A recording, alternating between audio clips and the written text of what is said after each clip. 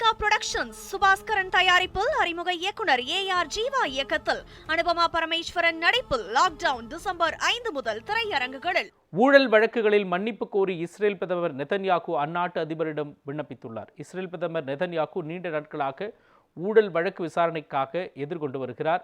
அவருக்கு மன்னிப்பு வழங்க வேண்டும் என்று அமெரிக்க அதிபர் ட்ரம்ப் கூறியிருந்தார். அவருக்கு பதிலாக இஸ்ரேல் அதிபர் சம்பந்தப்பட்ட நெதன்யாகு தான் மன்னிப்பு கேட்க வேண்டும் என்றும் தெரிவித்திருந்தார்.